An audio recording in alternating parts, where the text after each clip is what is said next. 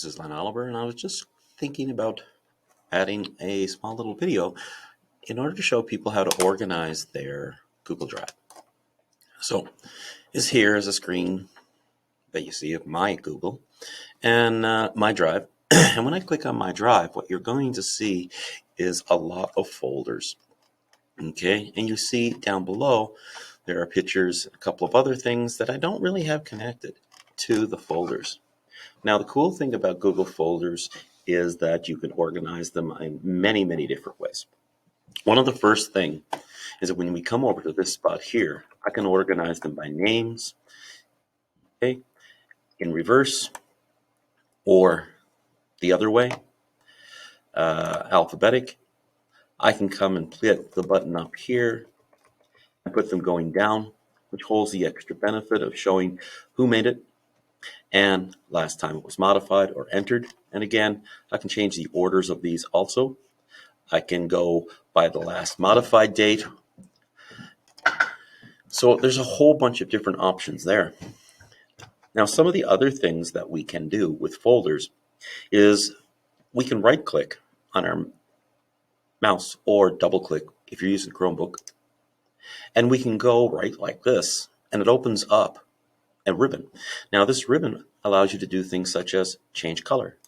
So if there's something that you want to be able to make stand out because of something you're going into, or maybe you've got a bunch of things that have the same starting letter or two or similar names, you can put a color code. Folders.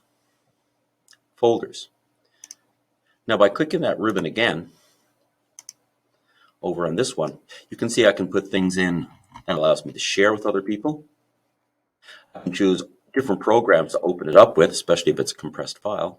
I can add a shortcut into my Drive for it. I can move a folder or a file into other places. I can add a star, and I'll show you what the stars do afterwards. I can rename it, again, change the different colors. I can search just within that folder. I can view the details of that folder, or I can download a complete folder, or I can remove it. A new update with Google says that all of the stuff in the trash will be deleted after 30 days. So anytime that you want to remove something, be extra sure. Normally, I'll throw something in my temp folder instead of delete it if it's something I'm not too sure whether I'm going to need in the future. Now, how we create a folder is actually pretty simple. We come up to the new, we click onto it, and we click folder, and we give it whatever name we want. Now, you'll notice some of mine have dots. By putting a period at the beginning of it, you move this towards the front of your alphabetical order. Okay, and as you can tell, I'm going to call this one Delete Me, so that I will remember to delete it. So when we look here, Delete Me now comes to the front of the queue, the alphabetical order, instead of where it should be down with the D's somewhere. Now, traveling back down this line here on the left, we have the priorities. Okay, so if you have certain ones that you want access to immediately, we have your drive, which is my drive. We have shared drives, if you have drives that are shared with you, with other teachers, or with your district. We have shared from other teachers. We have recent, which is great because I go into there most of the time when I'm doing my planning. We have the starred one. So if it's a drive you go into or a file on a regular basis, make sure you have it starred. And we have the ever popular storage for things that you don't want to keep, otherwise known as trash. And then we have our storage down here that gives us a rough idea of what we have and the sizes of the things so that we can keep an eye on it. Now, where we have Google for Education, we don't quite need to worry about that. Now, one of the positive things about Google Drive is the ability to manipulate and move things around very, very quickly. So a file that I would like to have, I can drop into a drive in a couple of different ways. For example, I have this thing here dealing with a letter for parents. I can take that and I can quickly pull it up to wherever I want it to go when it comes to my drives.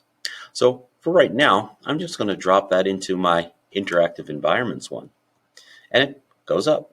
Another way to do that would be to go right click, and I can choose Move To. And by choosing Move To, again, I can choose where I want this to go onto my drives. Next is the search function. Now, this is one of the most powerful tools that I use on a daily basis, and I usually use them and forget that I need to do it and spend a few minutes looking. But as soon as it clicks to me what to do, it's easy. So when we go up to that caret up here that goes down, I can choose what type of file, things, anything that I'm looking for. Let's just say videos for right now. And I can choose who they're from. Owned by me, not owned by me, a specific person. I can choose whether I want it to look for the trash, date modified, if I know its name, if I know these certain words are in the name, okay? I can click search, and now instead of going through endlessly down, I have found all of the video files that are on my computer.